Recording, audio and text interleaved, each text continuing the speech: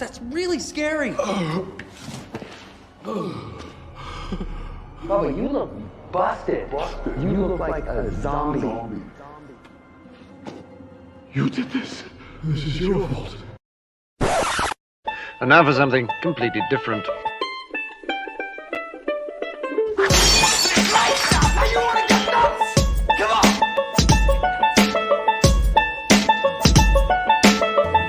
I have come here to chew bubblegum and wax off left hand. It's an inanimate fucking object. You're an inanimate fucking object! I drink your milkshake. I drink it up.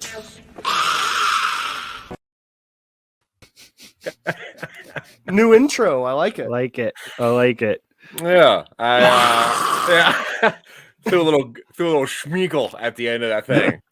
I still like the pops, the bubbling pops, but I was trying to find something that was as sound worthy.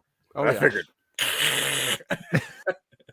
Oh, why not? Oh boy, Zach, what are we doing here today?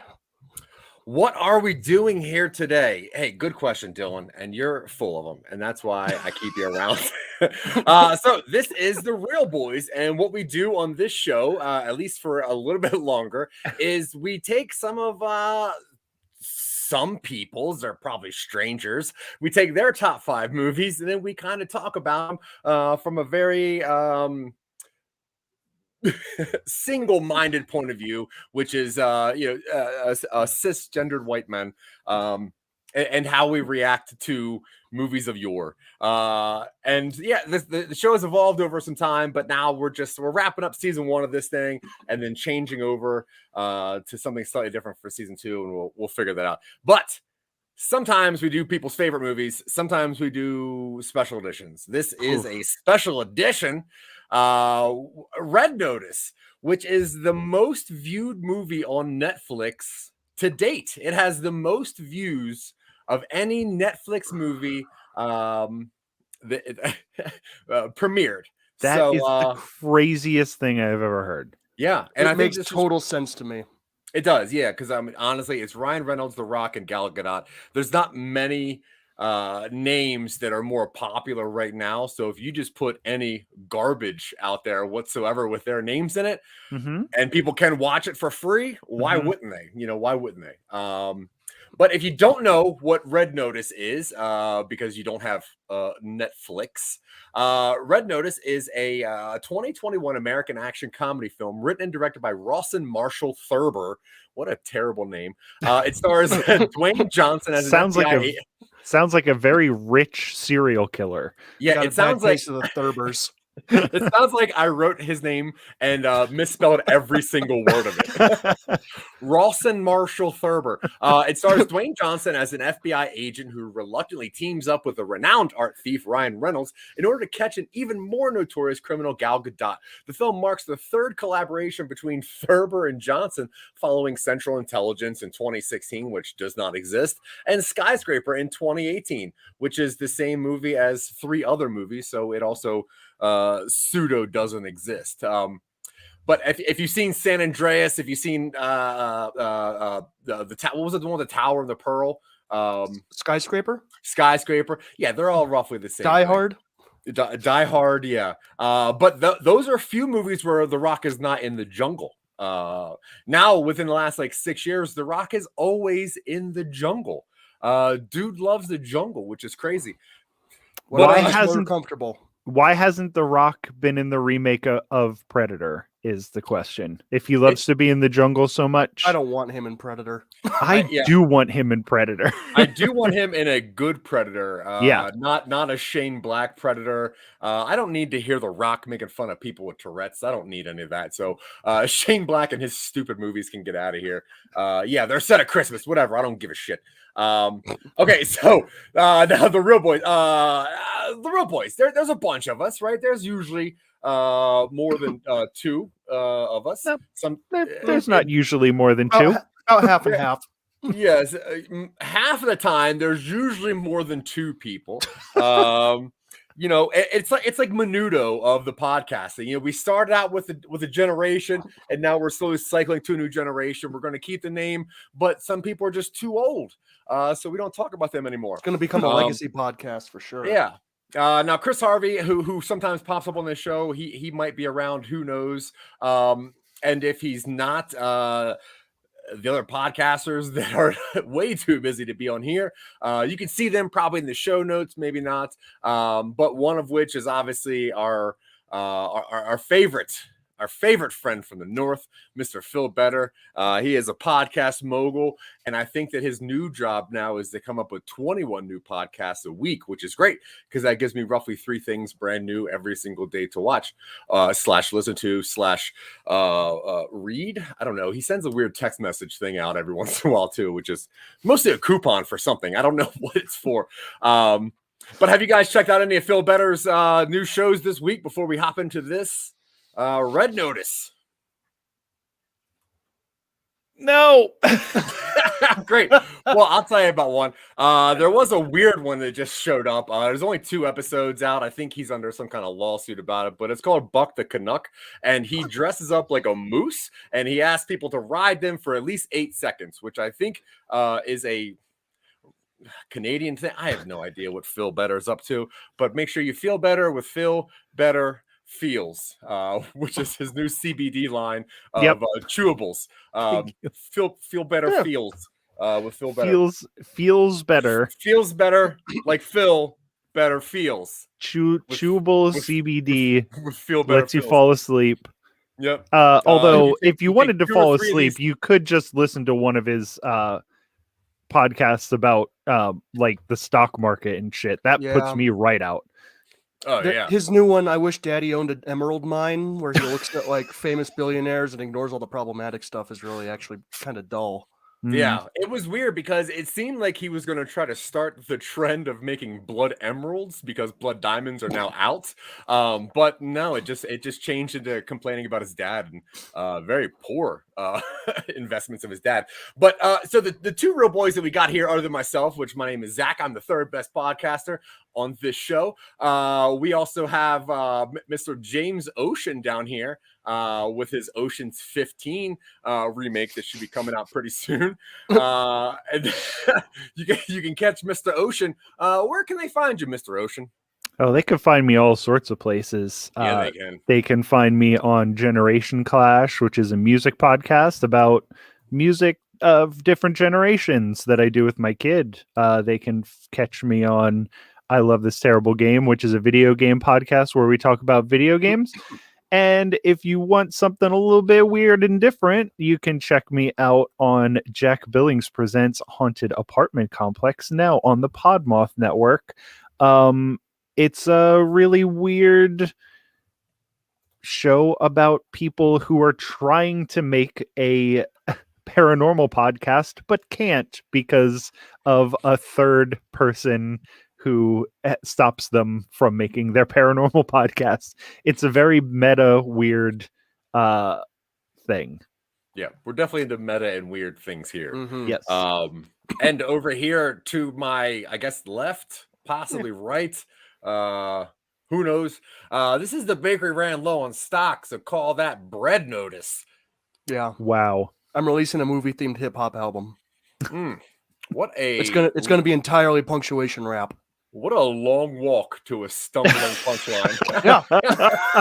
Bread notice took you that long. You put a comma to make a bread notice joke. All right, anyway. So if you know this movie or have seen this movie or really just want to make Michael angry, put something in the comments. We are using StreamYard, so make sure if you're watching us on Facebook that you give StreamYard access to your comments because some people are texting me telling me why don't I respond to their comments. And I'm sorry, Mr. Ron Libet. I forget what you said, but I'm sure it was apt. But yeah, so just let us know or text Dylan. Honestly, text Dylan if you have any actual comments, live or not live. But a red notice. So before we hop into this thing, what did you guys? Oh, okay. Sorry. So that statement still stands. Don't text Dylan anymore. He's hit his limit of 10 today. I have to pay 10 cents for everyone above 10. Yeah. That's so, the most archaic the most archaic text plan I've ever heard of. Well, Mint Mobile's tough. Like they're tough on non-Canadians. Speaking of Mint Mobile, Zach. Am I? Yeah.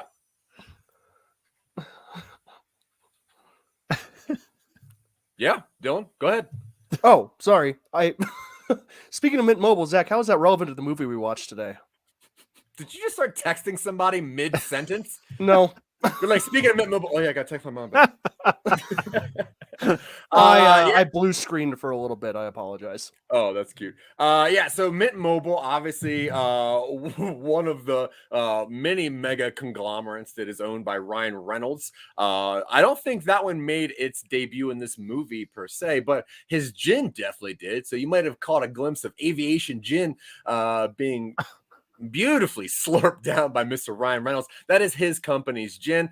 He makes that. The very next scene where The Rock is drinking tequila at an airport, that is actually The Rock's tequila, and his company put money in to make sure that this was made, as well as Coca Cola and some other things. Yeah, a lot of things, such as Porsche, which had the most blatant, like, this was worse than that scene in Batman versus Superman where they were like fucking this car with the camera. Yeah, that's funny. And a weird thing about that scene is The Rock actually got stuck getting into the Porsche and then got stuck getting out of the Porsche. So if the scenes that are inside the Porsche are actually not inside an actual Porsche because The Rock could not actively do that. But yeah, so this movie starts with, I think, a classic cinema sin, which is random exposition on something that's not real, which is, 2,000 years ago, Marcus Antonius, he gifts Cleopatra 3 bejeweled eggs as a wedding gift, symbolizing his devotion. Now, the eggs are lost in time until 2 are found by a farmer in 1907, but the last one remains lost. What did you guys think of these clearly MacGuffins? It's the most MacGuffiniest MacGuffin I've ever seen. This entire movie is 2 hours of MacGuffins. Like, nothing in this movie happens organically. Everything happens so that the next thing in the movie can happen. I've never seen a movie, like, every once in a while you'll see a movie where it's like, oh, that's really stupid. That's obviously just for the next thing to happen. This is 2 hours of that. Yeah, this is a more boring Rise of Skywalker somehow. It is coloring inside the lines. Like, as assigned. Everything is in its place, and you can definitely tell. Yep. And as we're getting this exposition, we're getting a lot of the visuals of somebody making a fake egg, which I don't know why we spent so much time with that, but I guess they had to show us something. Now they had to make this movie 2 hours long. It's the law, so they had to focus in on stuff weird. like this for too long, just so that if you make a movie that's less than 2 hours now, you get sent to jail. So they had to do that. They make fun of you because they're like, "Oh, you're making animated films now." You have to make the next Home Alone movie. Yeah.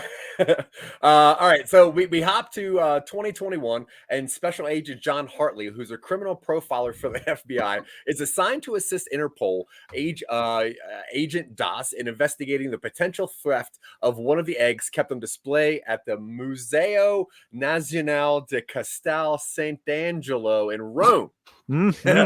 That was flawless. Now, I listened to Google say that over and over again before the show, and I forgot every part of that. So that's how Zach Wiseman says it. Now, there apparently has been a plan to steal this egg, and even though it may or may not have already been stolen. So we get the scene where The Rock goes in, and this is one of those things where it's like, oh, The Rock is a art theft profile. Why are you this big, dude? And then they do the thing where it's like somebody points out, hey, you're kind of big for a profiler. He's like, it's like, okay, you're excusing lazy writing right already. It's like, why is The Rock this person? I don't know. Let's write it in here.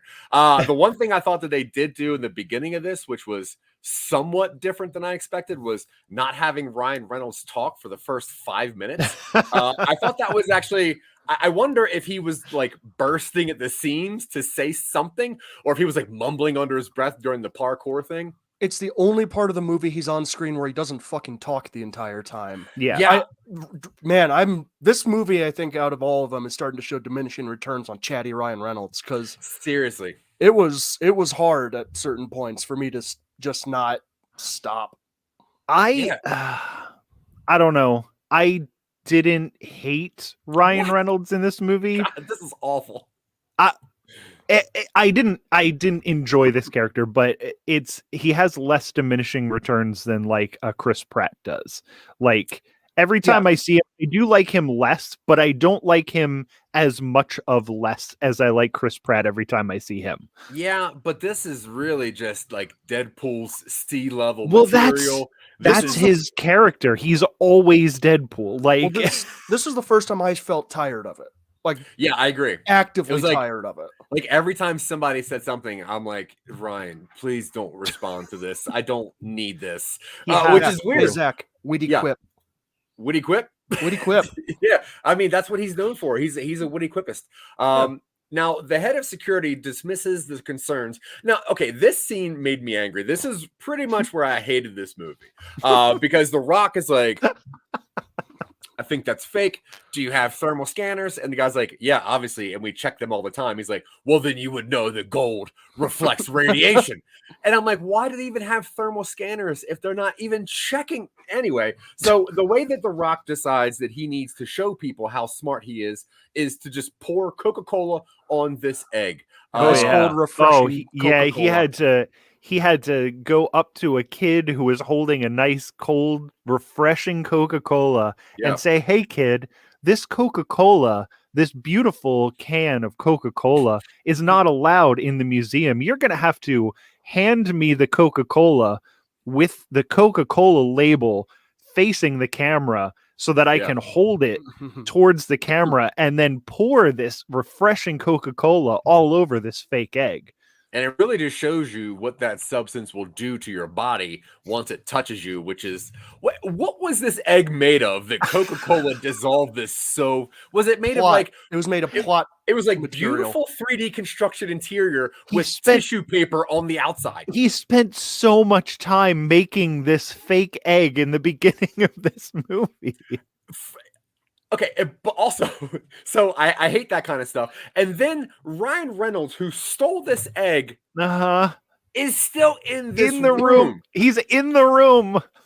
Which means he either took it seconds before The Rock got there, or took it and waited for The Rock to come to see what would happen.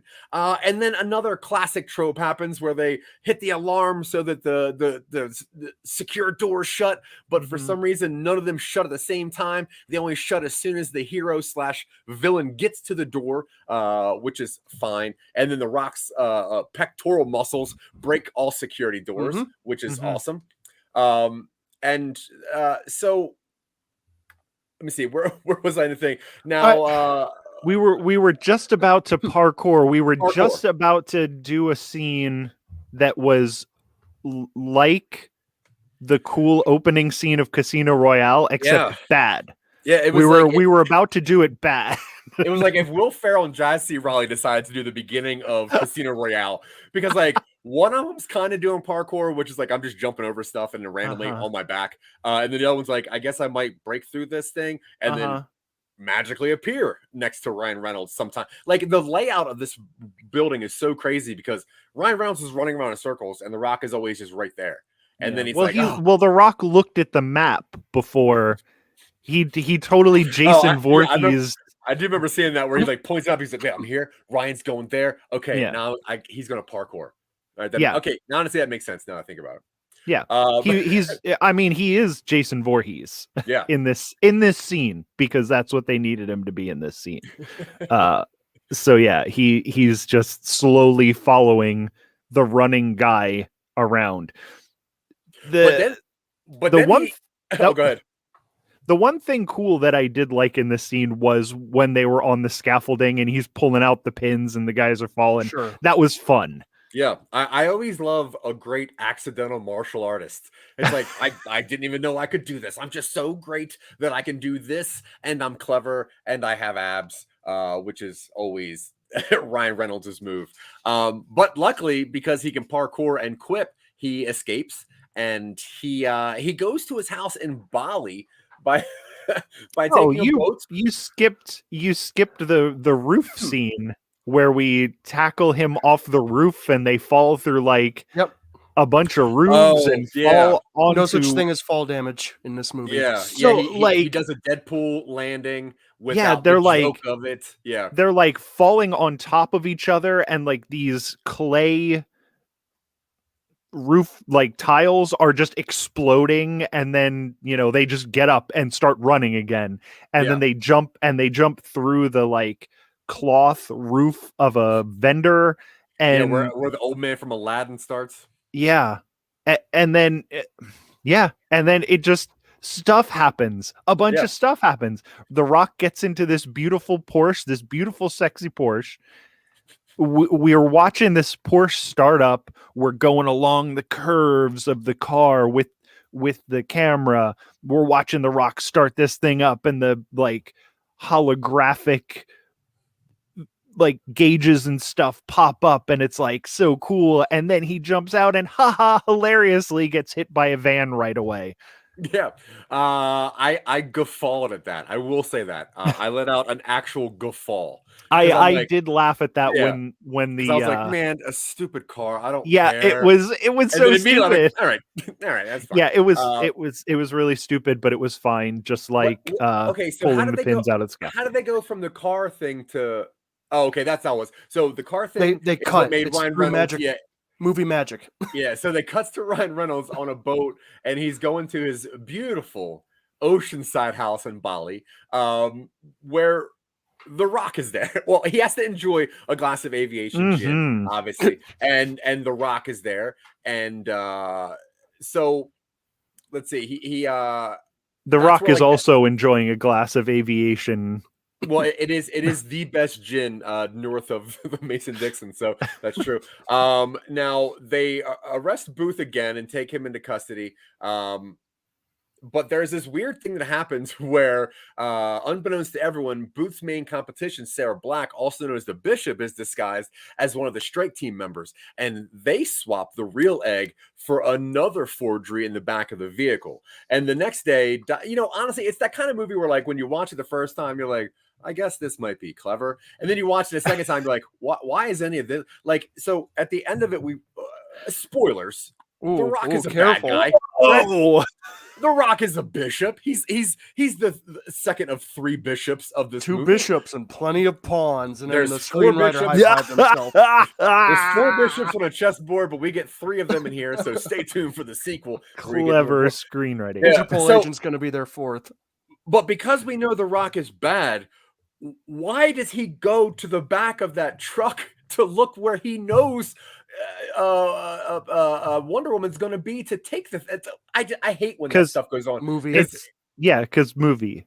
Because movie. Oh, God, whatever. If that didn't happen, you might have figured out that The Rock was a bad guy, even though you totally figured out that The Rock was a bad guy by a half an hour into this movie. Yeah, but they could have done it where he didn't need to pretend like he didn't know that was going on. Who's that? That's only for the audience, which is it's for the audience. Yeah. Anyway, okay, so the next day, right, Daz confronts Hartley, believing he's responsible for the egg's theft. As a result, she has him incarcerated in a remote Russian prison in the same cell as Booth. So what happened was Hartley, who did not believe that this was an FBI agent to begin, Daz, who did not believe that The Rock was an FBI agent to begin with, did some investigation, found out that he had a bank account that he got $8 million for, and also that the egg that she now has is also fake. Now, he goes to prison. He gets sent to a Russian prison for art heist in Rome, and he gets put in the same cell as Ryan Reynolds. Because set piece. We wanted a set piece to take place in a remote, cold prison. Where is cold? Yeah, Russia's cold, and they don't care if we portray them negatively. Yeah. Okay, they get sent to a Russian prison by Interpol. Yeah. Okay. It's like, hey, where's what do you know about the world, Gal Gadot? And she's like, I know Rome exists. I know Russia's cold. Bullfighting, I think, is a thing. And I look good. That's it. Like, we want to write a globe-trotting adventure movie. Where can you go on the globe? Italy, Yeah, so, Russia, Mm-hmm. South America. Cool. Mhm. We're done. yeah, Egypt. You also go to Egypt.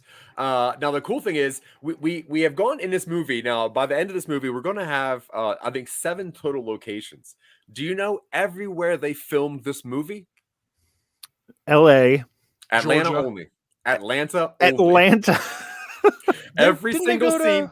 They went to Sardinia, didn't they? I don't think so. All that I could see was that everything was filmed in Georgia. They were They going. filmed like a week in Italy, but Oh, very, yeah.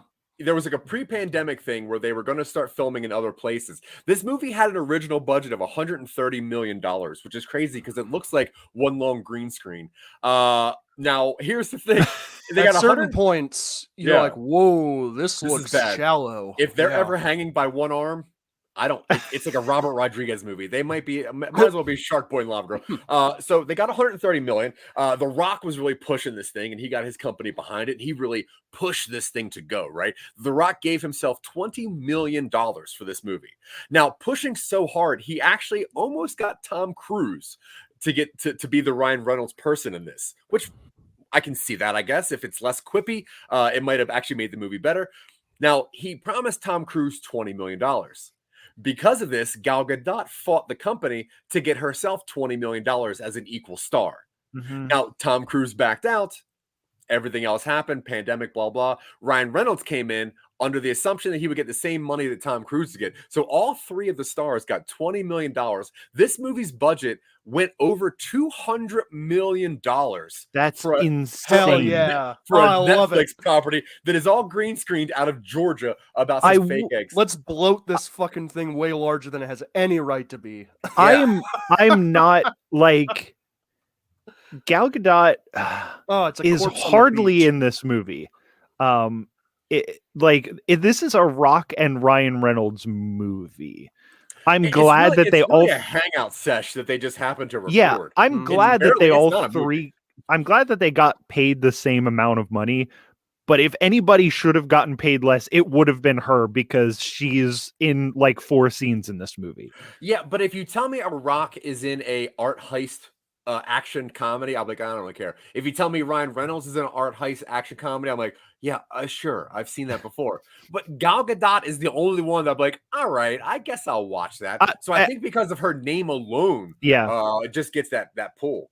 And I totally get it. And I was saying before we started, this was, I think, the best acting I've seen from her. Yeah, she's perfectly fine in this, which is way better than she normally is as an actor. And you can tell there's times when she's ad-libbing that she's very proud of herself by how she's acting. There's that one scene where she boops Ryan Reynolds in the nose and she giggles too much. I'm like, all right, you're trying to like improv with these two guys, and that's cute.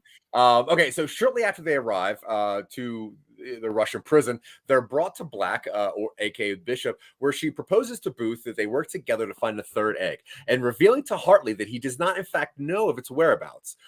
Booth declines her modest offer, and she departs, stating she'll find the 2nd egg, and when she does, she warns that their share will be less. And Hartley suggests that he and Booth work together to beat Black, and if Booth helps him imprison Black, then Booth will take her place as the #1 art thief in the world. And they escape prison and they head to Valencia to steal the 2nd egg. Okay, so obviously we got this prison scene, right? Yeah. Where Ryan Reynolds says that The Rock got beat up by a toothless Russian who has a mouthful of teeth. I don't know why he said that. It was very stupid. But there's that scene in the kitchen where he's obviously not a cop. I hated all that scenes. Yeah, it was all terrible. All terrible. And then as they leave, luckily, because the very first day of imprisonment, their job is to build a wall of the exterior of the prison. No binding agent, no mortar, nothing. Just pile some rocks up. The prisoners are tasked with building a wall to the prison. Yep, to the prison. The prisoners are tasked to build a wall to the prison. It's just a co-op. And this is a thing that normally happens in prisons? In Russian prisons. Co-op prisons, yeah. Yeah, you do one of 2 things. You either hammer rocks until they're smaller rocks, or you take those bigger rocks and make walls out of them that can easily fall down later. Well, yeah. Well, when your wall is held together with the smaller rocks, all you have to do is pull out that one. And man, did we sure make a point of showing him put that one rock in there to stabilize. Foreshadowing, Michael. When you write a screenplay, you'll understand. Yeah, and then you get about 20 minutes of the rock saying, well, what's the next part of the plan? And then Ryan Reynolds says something that's very 2021, and that's pretty much it. So we get that scene where there's a helicopter there, and Ryan Reynolds is like, I'm gonna take that helicopter, and then the rock is like, you don't leave me. And Ryan Reynolds comes up with two just turrets, like just two rail guns, and those are standard. Murders a whole bunch of people. Those are standard on all helicopters. Yeah, Russian prison helicopters. I tell you, if there's only one way to break rocks faster than going to a Russian prison, and that's shooting a big machine gun in a PG movie, because that thing just shreds concrete. People are so quick with diving out of those guns. They're like the PG-13. The PG-13 rating on this movie really did not do anything for it, because we should have been seeing there are so many scenes where like everybody should just be dead, but instead everybody's just like jumping out of the way and getting up, and everybody's fine. And so many machine guns going off, and not one person gets shot with anything. Somebody almost gets stabbed, I think, once. One dude gets run over by something, and he's fine. Oh, yeah, he's fine. Yeah, absolutely. I really didn't mind this escape attempt. I thought, him making a nitroglycerin in the kitchen, I'm like, yeah, it's fine, whatever. Them the wall is dumb, sure, but they build up to it. But when the rocket launcher's fired at the helicopter, that is when we watched part of this when we were doing our show last week, Zach, and you asked me, what do I think is going to happen? And this is where the movie diverged for me. There was one path the movie could take where it goes really easy and really dumb, and that is the path where the rocket goes through the helicopter because he opens his door. Yeah. Sure, whatever. Real basic. And I recommended a stupid action movie thing where the Rock grabs the rocket out of the air and reverses it towards the prison. Oh, that would have been so much better. Like, if you didn't do it, if you would have been hanging on to the to the railing and then like grabbed the thing and like, that would have been awesome. Would have been great. So cool. Another moment where that could have diverged, the bullfight. I was like, the Rock better like grab that bull literally grab the bull by the horns and stop it. Or they just run away. It's like, you know what? Let's do a weird Looney Tunes tribute right here. The Rock does get run over by that bull and just goes and like some sort of computer cartoon of him just goes flying, and it is hilarious. So weird. But this movie could have been really fun if they went over the top with it. Have Ryan Reynolds be like a cartoon physics guy. Yeah. Have the Rock be super strong. Don't give me these over-the-top characters and then have all the action be so grounded that it's boring and predictable. Yeah, because it's like it's 80s action movie tropes with The Rock and Ryan Reynolds saying their quips now. But yeah, I remember because my daughter put this movie on and she's like, I hear a lot of people are watching this. And I'm like, sure, whatever. And I'm like, wait, what is this movie? And like 20 minutes in, I'm like, it was the exact 1 hour mark. I remember the 1 hour mark, and it's once they get the second egg, I'm like, there's another egg and there's another hour. I literally stopped it. And then that was Monday. On Tuesday, Dylan came over, and once we did our show, I was like, hey, I'm going to put this movie on. Let's see how long you can last. And then we get to the helicopter scene, and I pause it. And I'm like, okay, guys grabbing a rocket launcher, pause. What's going to happen? And he literally says, well, one of two things. It's either going to go right through the door, or hopefully the Rock grabs it and throws it back. And I'm like, damn, that would have been so cool. Yeah, that would have been way better. But no, he doesn't do that. Instead, the rocket misses, and that's fine. And then they go off and they escape to Valencia. And this is where we meet the notorious arms dealer, Sottovoce, who's having a masquerade ball. And they encounter Black, who's also intends to steal it because the bishop now knows that it's at Sotto Voce's house. And the three arrive in Voce's vault, where Hartley and Booth fight Black using a variety of melee weapons on display in the vault before she handcuffs them together. And Voce arrives with his security detail and apprehends the men, while Black reveals that she and Voce are working together. I'll say that this fight scene with all like the weapons was probably my favorite, but you could tell that they were doing a thing where it's like, let's find the weirdest weapons that we could, do. But I do like that Ryan Reynolds was not just the hero, like he was a scared, fighter. I thought that was pretty clever. This was definitely the best scene in this movie, this fight scene, and the thing that Gal Gadot knocks those guys out with was pretty fucking cool, because she handcuffs them together and then like axe kicks the handcuffs and it smashes their faces together. And I was like, all right, that was pretty cool. It almost got me into this movie. Like I was almost in during that fight scene. This whole masquerade ball was my favorite part, and that's partially because I'm a sucker for that trope. I'm a sucker for the heroes have to infiltrate a masquerade ball. Love it. You can't do it with The Rock, though. It's so hard to do with The Rock. He's too big. They pointed out. Gal Gadot has that line where she says, "Oh, I never would have guessed it was you behind that mask." Oh man, but what their a clever husband disguise. And wife, so that's dumb. Like when you watch the end of it, you're like, well, you knew that he was going to be there. They don't know. Listen, they don't know that they're husband and wife yet because we, the audience, haven't been revealed it. They only learn about the fact when we do. It's like when someone enters a room and they don't react to what's in the room in front of them until the camera turns to reveal it. They it's are like just for your tropes. They are just talking to each other during that. So that is not for anyone around them either. That is just for us watching this movie. Just for us. But I do like Sotto Voce. The actor, this guy is actually a really funny actor. Let me see who it is. I forgot who it is. It's Chris Diamantopoulos. Dilophosaurus. Yeah, should not have looked that up. Not good with the Greek names. Nope, not good at all. But if you watch Silicon Valley, he was the Trace Billionaires guy, Trace Comas. He's the first guy who invests money. He's the billionaire guy who gets mad. He was good in that. He's under the billion. So he's this character. And why this man chooses this voice. Now, I had to do some research. I was so upset. No, dude. It's because he was strangled by his dad. He's doing Albus Dumbledore's voice. He's like, why is Ryan Reynolds and The Rock at the Tri-Wizard tournament? I'm fine with it.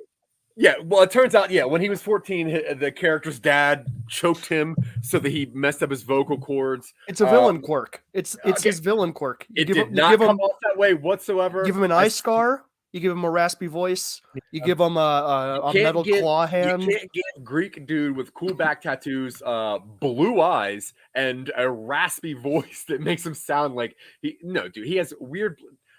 I think that I have a clip. I have a clip of something on here that I thought was my favorite line, and it's going to come up pretty soon. And it's right after So in the interrogation scene, Michael, you're right. I don't wait. When you say the scenes in order, you're like, okay, well, that's how they got there. But when you try to go backwards, you're like, but why were they even there? So there's no reason. They're being interrogated by Gal Gadot and by Sotto Voce. Even though if they were just to let Ryan Reynolds go, he would go to the egg to begin with. Which is what they end up doing.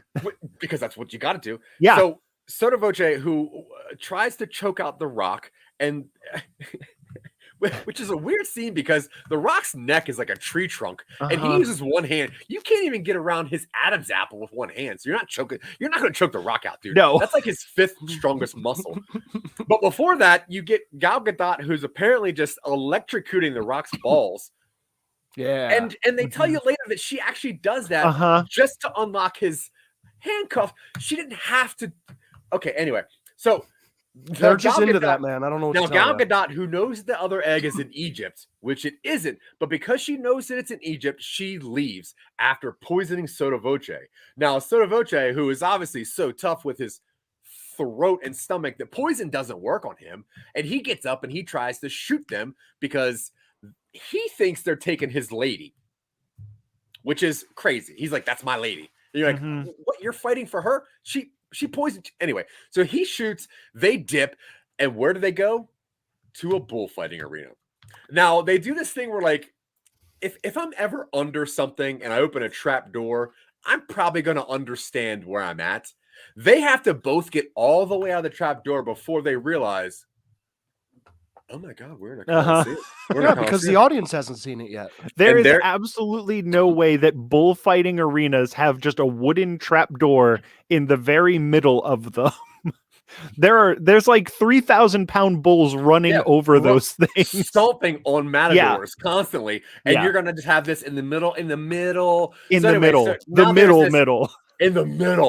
of this bullfighting arena, and for some reason all the matadors are on one side screaming. Like, even though they come out of the door, all the matadors are already on the other side and they're scared of this bull. But I will say that the part that made me giggle the most was this scene. So I'm going to play a quick scene. It's only 13 seconds, but this scene probably made me giggle the most because it sounds like what I would actually say to Dylan. So here we go. They can sense motion. You're thinking of Jurassic Park. No, I saw a nature documentary starring David Attenborough. You're thinking of Richard Attenborough from Jurassic Park.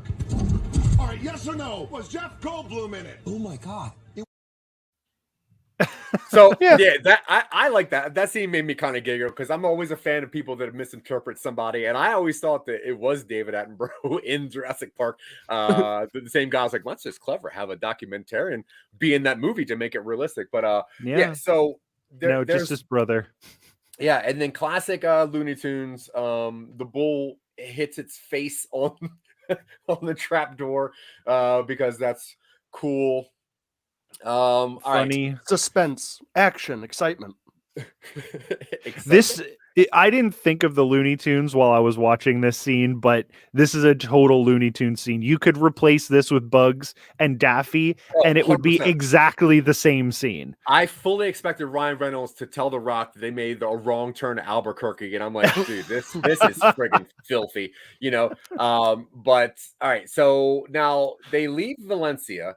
And they think that now that at some point Ryan Reynolds tells Hartley that the egg is not in Egypt, it's actually in Argentina, and it's because a lot of Nazis put all their stuff in Argentina because Argentinians are a bunch of scumbags and they're fine with Nazis living there. So they say, get on down here, we don't care, just make sure you pay us some golden taxes. So they go to Argentina. And it's a location that only Booth knows, who is Ryan Reynolds. And it was inscribed on his late father's beloved watch, which once belonged to Adolf Hitler's personal art curator, Mr. Rudolf Zeick.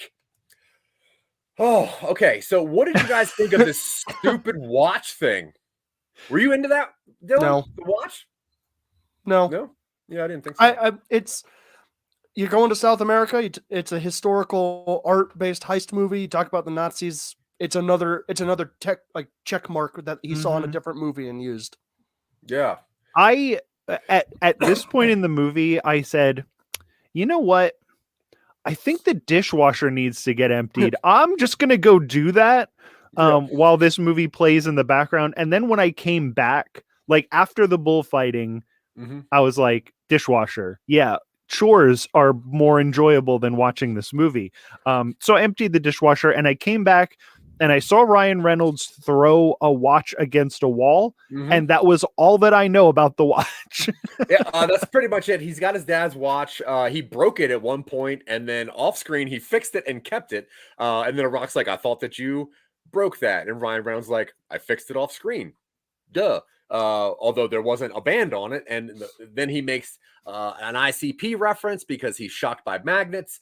And I don't know if you know this, Dylan, but the Third Reich fell in 1945, right? What just happened? I lost some lights. Uh-oh. No, you're good. It's okay. We don't need to see you. No, it's fine. I'm not really that good looking anyway.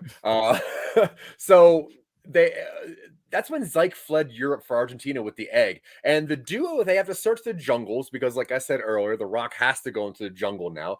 And they find this secret bunker because they get into a tiff and they stomp their feet. and they find a bunker in the middle of the Argentinian jungle on a path. This was the point. I watched this at 1.5 speed while I was doing my November writing. So I was just popping down words with no concern for quality. And about this point, I hit my daily count, and I started paying more attention to the movie again. And I heard Ryan Reynolds talk about how he fucked up reading the map. Yep. And then Dwayne Johnson stomps on the ground, and there's the hatch anyway. And I'm like, all right, never mind. I can get a surplus today. Let's do it. Look, now it was so incredibly offensively lazy. Anger in the middle of the Argentinian rainforest. This is a huge South American jungle. Oh yeah. And they're lost. Oh, way lost. The wrong way lost. And then they found the thing by accident. Yep, by pettiness, really. Now, so yeah, they find this, and when they go into this bunker, they find countless Nazi artifacts, and among them, right in the middle, is the third egg, which is great. And Black arrives to steal the egg.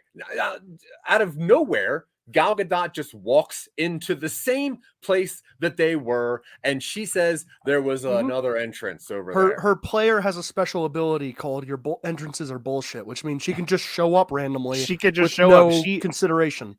When the enemy that she's following fast travels, she fast travels with them.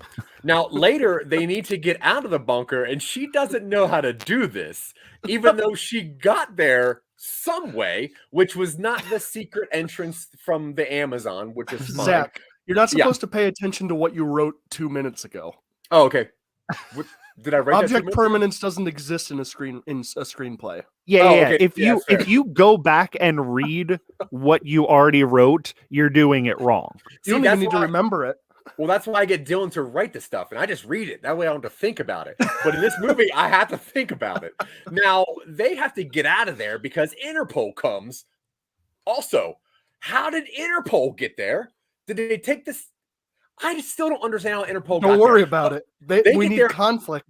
Now, there's treasures down here from 1945. The first thing they do is start shooting the place up immediately for no reason whatsoever. And then The Rock finds a machine gun, and he starts shooting up the place immediately. And I'm like, FBI agent The Rock is now shooting up Interpol because they shot first?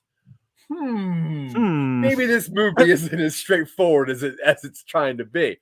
So what do? They hop into a 1931 Mercedes-Benz and they drive through an abandoned copper mine near the bunker while being chased by Daz in 3 other Nazi armored vehicles that are all been down here since 1945.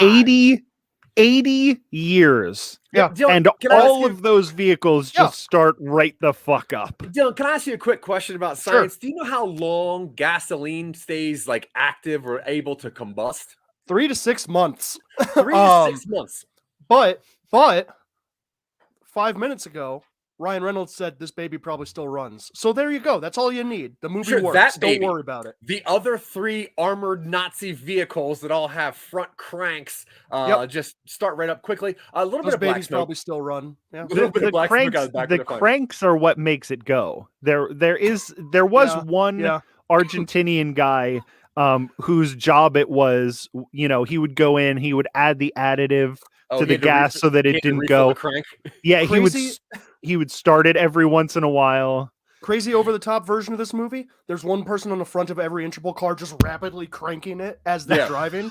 There you go.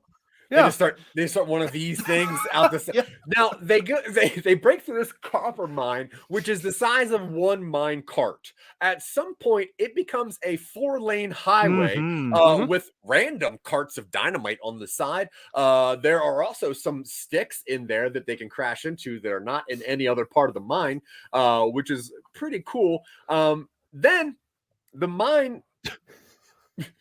The mine that the Nazis built to hide treasures in this vault before hiding the vault empties out over 100-foot waterfall. I was getting flashbacks to Indiana Jones and Kingdom of the Crystal Skull during this entire sequence. Oh, you're going to say Indiana Jones in 6 Days, 7 Nights. just because the waterfall thing. I thought you were going to say Indiana Jones and the oh fuck, yeah, Philosopher's Stone.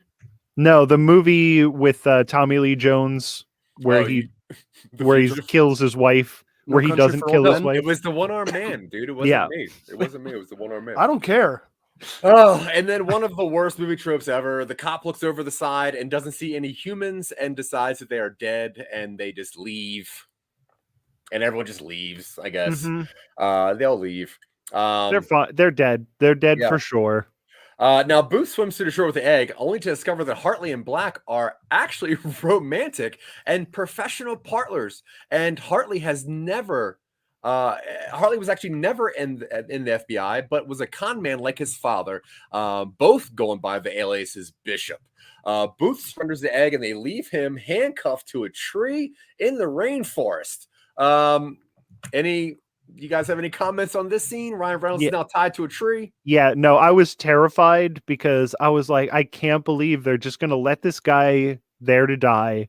Yeah. There's no way that he's going to be able to escape this. You could see the end of the branch that his arms were tied around. Like, he could have gotten away from it. I was like, this is the absolute worst. Like, they didn't wrap him around the trunk. He's just on a branch. And luckily, they found a very fake-looking tree to tie him to. Which if he would have jumped up onto this branch, he could have broken that branch off. It would have taken him 2 seconds. He could have followed them out of there. Champion, art thief, Ryan Reynolds. I honestly, so where my brain was going was like, I hope there's not some stupid love scene with him in this tree. I really thought he was just sort of like kissing this tree, like, oh, we're gonna be here a while. Feels left out. But no, what happens? We now go over to Cairo, and Hartley and Black, Wonder Woman and Black Adam, they deliver the 3 eggs to an Egyptian billionaire buyer just in time for his daughter's wedding. So stupid. This is so stupid. Well, this is so fucking this stupid. was the most egregious moment of the movie. I actually got a little bit of a giggle out of this. But because Mark Anthony had delivered these 3 eggs to Cleopatra, this one guy, this Egyptian billionaire, wants to do this for his daughter. And the second that she sees them, she's like, oh, this looks cool. But then she hears the melodic sounds of Ed Sheeran, and that takes precedence over anything. And the dad looks... But he was in Game of Thrones. What's wrong with Ed Sheeran? He knows the shape of my body. He did say that he was in Game of Thrones, and whatever, that's fine. Yeah. That was awful too. The last thing I wanted in this movie, where I've just been audibly assaulted for an hour and 45 minutes so far, was to hear fucking Ed Sheeran singing. It was the last thing I needed. It could have been anybody else. Why couldn't it have been anybody else? Would you prefer the Dan band from old school? Anyway, so the wedding is overshadowed. I'm sorry, the wedding is interrupted by Das's Interpol raid, and then 6 months later on the yacht in Sardinia, Hartley and Black are met again by Booth, who informs them that he told Das about their Cayman Island account containing the $300 million payout for the Egyptian billionaire, which Das freezes, leaving them with no money. Booth also reveals that Interpol is on their way to capture them, but offers them a chance to escape if they help him with a new heist, which takes exactly 3 people. Now, Das places red notice on all 3 of them as they begin their heist at the Louvre in Paris. You skipped over an extra horrible segment in that Egyptian wedding segment, which was where Interpol comes in. There's like 100 of them, and these 2 wanted art thieves who got these red notices put on them. Yeah. These are the ones that they're looking for, are just here at this party, and they just stroll out. Yeah. And it's nothing. They're slick, dude. They're not that slick. They walk out of the thing. They're the new Thomas Crown affair. Their mind has well been lasers with how smooth they were leaving that thing. I was so mad. Yeah. So obviously they set up for a sequel, which is some kind of Louvre heist in Paris, which I think means is in the Da Vinci Code universe. I'm not really too sure about that. Red notice to 3 bishops. Yeah. The 3 of them kill God. It's going to be great. Now, as always, I'm a super fan of weird trivia that means nothing to anybody. And here's some stuff that I found out about this movie that I'm going to bore you guys with. Michael, I don't know if you know this, but when they enter the vault at exactly 1 hour and 27 minutes, Jesus Christ. Hartley shines a light on a crate marked top secret intel 9906753 do not open.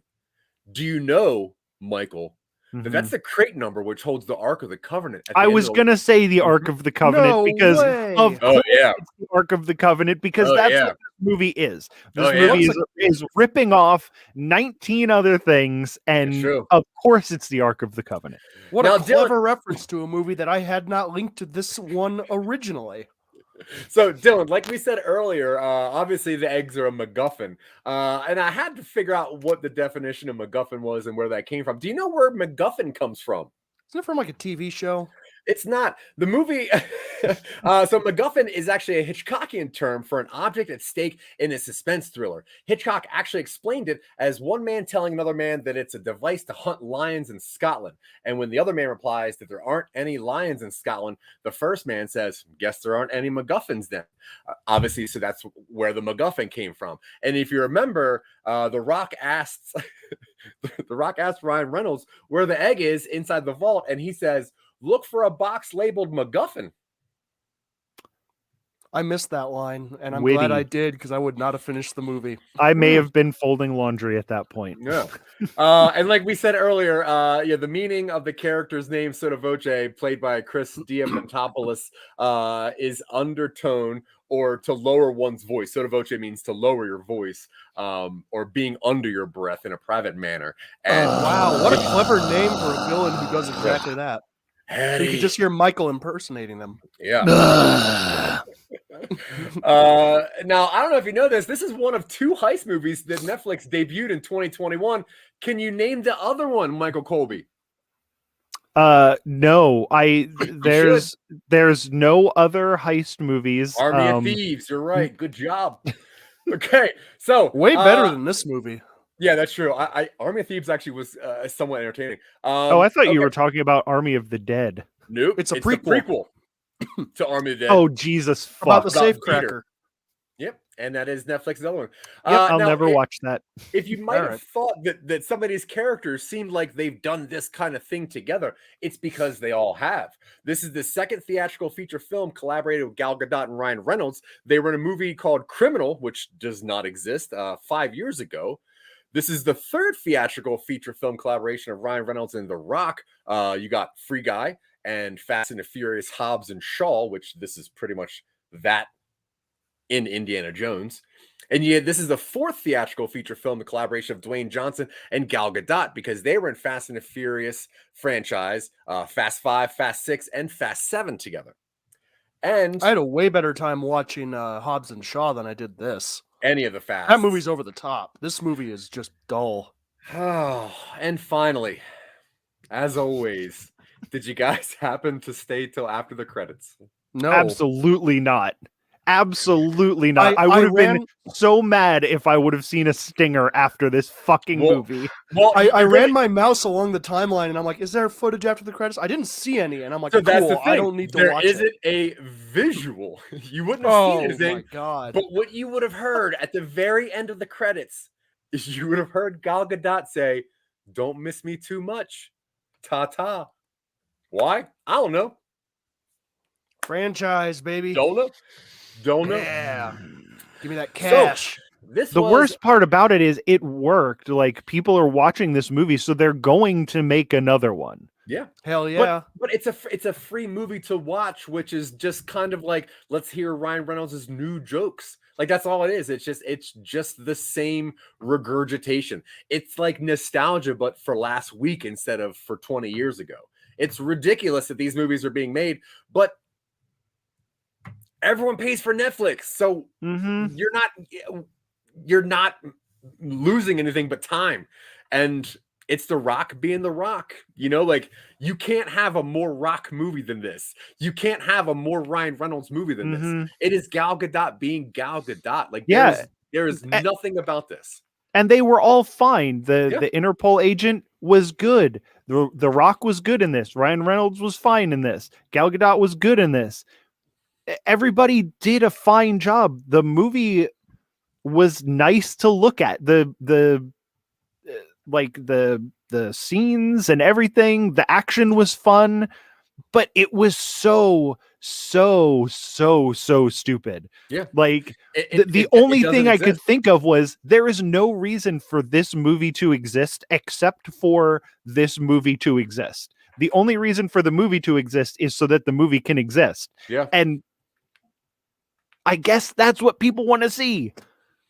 Yeah, that's crazy because this was kind of a letdown in just a boring way. It wasn't bad funny. It wasn't even good funny. It was like, I wonder what they're going to do next. Like, it was almost like I had to watch this through side eyes because I was just waiting for the next boring trope because I had to finish it for some reason. So, but yeah, so that was what's left of the Real Boys talking about Red Notice. If you have any agreements with us, if you hate how we viewed this movie, if you have any questions about Dylan's thought process of the Red Notice, throw it in the comments, send us an email, do something, share it, yell at us. But either way, let us know how you think because we kind of care how you think about how we think about movies. So yeah.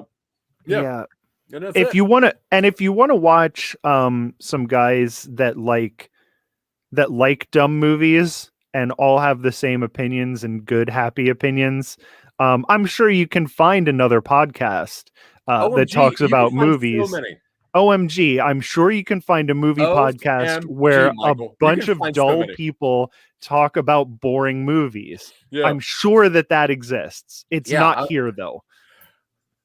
OMG, you're probably right. I know we're talking about a pretty boring movie right now. So this is a really boring movie, is the thing. It is. But it is the most action-packed, boring movie that I've seen, and I don't know why these lights keep going off. And I've never seen anything so action-packed and boring where everybody is doing a good job with what they have to work with. And there's so much going on. There's so much going on. Set, shooting, this, stealing, parkour. And you're like, what is happening? Why are we in a bull ring now? And all it would have taken 3 actual clever things to happen for me to be like, okay, this was fine. Yeah.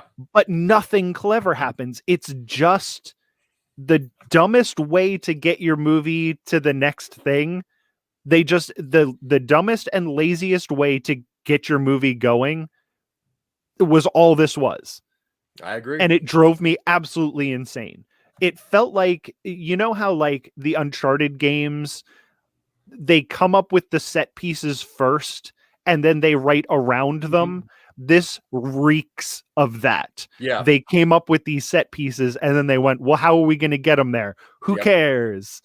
Mm-hmm. Yeah, no, that's so perfectly put. I agree with you 100%. It's like, well, we want to be in the bull ring, but how do we get there? It's like maybe they were just in torture, dude. Maybe they're torture under the bull ring. It's like, we want to be in a Russian prison. How do we do that? It's like, well, he's an art thief. That's probably where they go. We're going to let someone pick where they hold them in prison.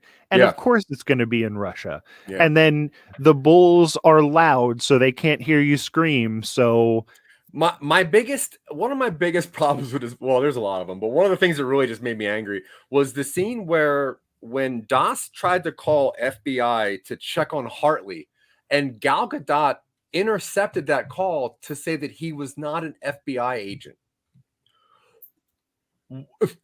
They didn't know he was. They didn't know he wasn't an FBI agent. Yeah, he wasn't an FBI agent, so the FBI would have told them that exact same thing. Yeah, no, it wasn't revealed to us yet, so the characters didn't know it. Come on, guys.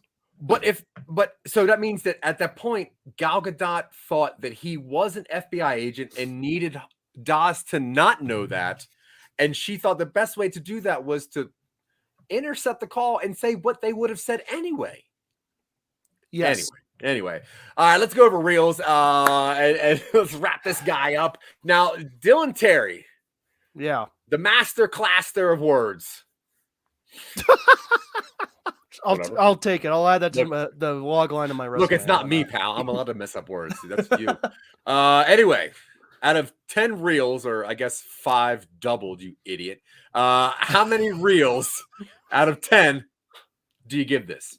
This movie, you know when you go into like a rural gas station and they have the bagged cotton candy on the bottom shelf of like their snack aisle, and it's got like the hand printed label with papyrus font and like a picture of like an old wheel with like a mill with a wagon wheel, and you buy it, and it's like eating cross stitch like fabric like thread. Okay. This movie is like the equivalent of that. It's like it's like candy that was made really cynically for a quick buck. Yeah. And it seems to have worked. I'm sure it worked for Netflix because they got a lot of people to watch it. You're hard up for some cotton candy. Nobody's going to talk about this movie in a month. No. Nobody's going to remember this. It's already off the Netflix top 10 list, which means not enough people watched it yesterday. Yeah, 4 out of 10. 4 out of 10. Don't watch it. I don't know. Yeah.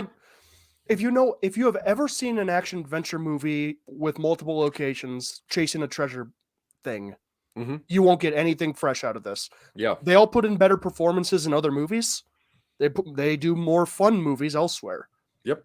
Don't watch this. Yeah. No, I'm with you. I'm giving it 4 because there were certain set pieces I liked, and I liked the villain. I thought he was at least an interesting villain for what he had to do. Wait, Osoda Voce? Yeah.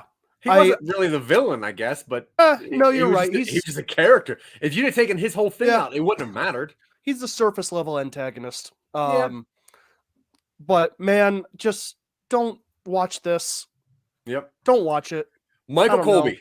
Yeah. 10 reels. I'm giving you 10. How many are you going to give back to me? I'm going to give you back 5 because this is the most average movie I've ever seen. It has the most average acting. It has the most average jokes. It has the most average action. Yeah. It feels like the worst Ocean's movie, Ocean's 12, mixed with the worst James Bond movie, the Pierce Brosnan one with Denise Richards in it. Yep. And the worst Indiana Jones. Yeah, with Christmas Jones, and the worst Indiana Jones movie, The Kingdom of the Crystal Skull, and they smushed them together, and they put The Rock and Ryan Reynolds and Gal Gadot in it, and it just is nothing. You know, like I'm gonna throw out a hot take here. I'm gonna say that Indiana Jones and the Crystal Skull is not the worst one. I'm gonna go on record and say that's a hot take. Yeah, I know which one you're going to say, and you're probably right. I am right, because if you're going to display a bunch of Indian characters, this fashion, eating monkey brains, and dog butts, and enslaving children, and having people just mouth raped by goo and heart, that movie is pretty stupid. And you're right. Not well put together. Yeah. Not the worst one. Yeah, I haven't watched that movie. I think I watched it by the time I was 13. I had probably watched it 15 times. Yeah. And then I haven't watched it since. So probably if I watched it again, I would agree with you. Yep. But I will rewatch Crystal Skull before I put in Temple of Doom ever again. But anyway, so 5 out of 10 reels. I think that is fairly accurate, but I'm going to tie with Dylan. I'm going to give this 4 out of 10 reels. I find this to be a bad movie in the fact that it's trying to tell me it's a good movie. It is the Deadpool 2 of National Treasures, which is, I see what you're doing. I just don't know why you're doing it. Deadpool 2 is garbage. It is so immediate as far as its jokes. It is so like 2019 as far as everything. When you rewatch that movie, every single one of those jokes are old already. This movie, if you were to rewatch it, you'd forget the scenes that you just seen, and you're probably not going to rewatch it again because you're like, I feel like I've already heard these jokes. So does the screenplay. The screenplay forgets what they wrote 5 minutes ago. Yeah, I think you guys are right. The only reason that I gave it the extra one is because I think of all the movies I've ever seen, this might be the ultimate background movie, like a movie to have on that you absolutely cannot pay attention to. Because if you are paying attention to this, and I think Dylan said it for Army of the Dead, and somebody else said it for one of the other terrible bullshit like Netflix originals movies that we watched. But like, I think this one's more colorful. It's got more like fun action than any of those. If you just want to put something on, I think this is the ultimate one of those. Yeah, something you don't have to pay attention to at all. You won't miss anything. You won't miss a goddamn thing. And if you miss something, it doesn't matter, because the scenes are so disjointed from each other that nothing that happened in the previous scenes matter to what's going to happen in the future. Yeah.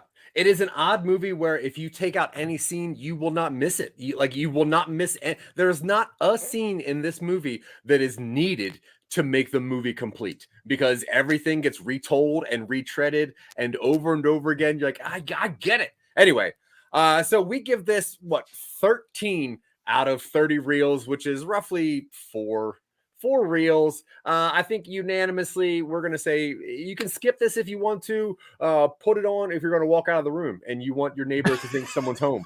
And that's fine.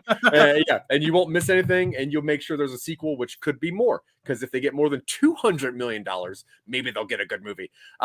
Maybe they'll put Vin Diesel and they made one Vin Diesel joke. Did you hear the Vin Diesel joke? Where they? No, actually, I'm sure they're not going to put Vin Diesel in it, because apparently him and The Rock do not get along. No, him and The Rock do not get along, and you can tell that The Rock is actually actively trying to look hurt when he gets beat up now, which Vin Diesel will not do. Anyway, that's enough of this movie and this garbage. If you want to hear more of what we got going on, you can always find the audio versions of this anywhere you listen to stuff. Just go check out The Real Boys. You can see some backlogs of some of our videos on our YouTube channel. They're slowly getting re-uploaded. I'm not really sure why, but I got nothing else to do. Yeah, season 2 of this will be a lot better and better staffed, so check out that. And if you want to know anything about maple syrup, please check out old Sticky Fingers himself, Phil Better, and many of his. It's there's no R in that. It's just Sticky Fingers. Sticky Fingers. He totally stole that from the guy from Onyx who was Blade. He was just calling himself Sticky Fingers. Yeah, but they don't have rap music in Canada yet, so he didn't know that he actually stole that. But yeah, so tapping those trees. Now you can listen to that and all of Phil Better's other shows over at the Phil Better Podcast Mogul Network, which is over at Phil Better Podcast Mogul. .can.org.omg. Either way, next Monday we are going to be talking about Mr. Dylan Terry's #1 favorite movie of all time, Inside Llewyn Davis, which Michael Colby's pretty excited about because we told him Oscar Isaac is naked in it. I'm pretty excited for it. It's a Coen Brothers movie that I haven't seen, but I'm also a little bit mad because I was hoping to do very stupid bits to finish this season out, and I feel like this is going to be a hard movie to do stupid bits about. Dylan's gonna make you walk it. I mean, I'm not gonna lie to you. He's gonna make it. He's gonna make you work for it. So we're gonna walk Michael. We're gonna have to walk the line. Do as thou wilt. You gotta walk the line. You gotta walk the walk. All right. We love you. Thank you for paying attention to us. If you want to see what else we're on, you can check out Some Nobodies. You can check out Generation Clash. Jack Billings. Anything that says Some Nobodies or somebody named Michael. Either way. Talk to you soon. Bye. Bye. Whatever. Bye. Drink some water or whatever. What do you say? Do whatever you want. I don't know. Feel happy and be well. Be well out there. Be careful and carefree. Yeah. But also societal collapse by 2040. Bye, everybody. Jesus, that's really scary. Bubba, you look busted. You look like a zombie.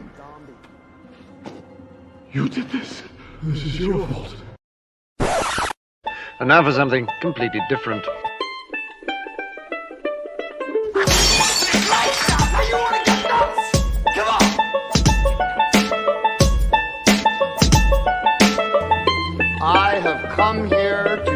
bubble gum and Wax off. Left hand. It's an inanimate fucking object. You're an inanimate fucking object! I drink your milkshake. I drink it up!